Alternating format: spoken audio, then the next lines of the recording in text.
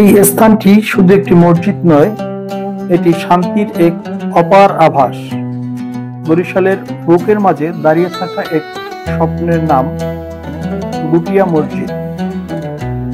2003 সালে বরিশালের এক দানবীর এই মসজিদ নির্মাণের যাত্রা শুরু করেন। 4 বছরের কঠোর পরিশ্রমে গড়ে ওঠে এই অসাধারণ স্থাপত্য। বাইতুল আমান জামে মসজিদ ও ঈদগাহ কমপ্লেক্স। 14 একর জমির উপর নির্মিত এই মসজিদে আছে মার্বেল পাথরের মেঝে, ঝাড়বাতির আলো, 4 কোণায় 4টি মিনার এবং এক দৃষ্টিনন্দন গম্বুজ। চারপাশে ঘেরা বাগান, লেক ও নৈসর্গিক প্রাকৃতিক পরিবেশ। এটি যেন বাংলার বুকে এক স্বর্গীয় প্রাসাদ।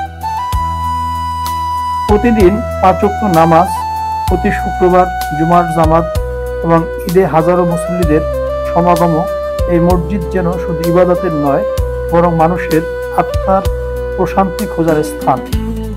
বাংলাদেশের প্রতিটি প্রান্ত থেকে হাজারো মানুষ আসে এক নজর এই সৌন্দর্য দেখতে।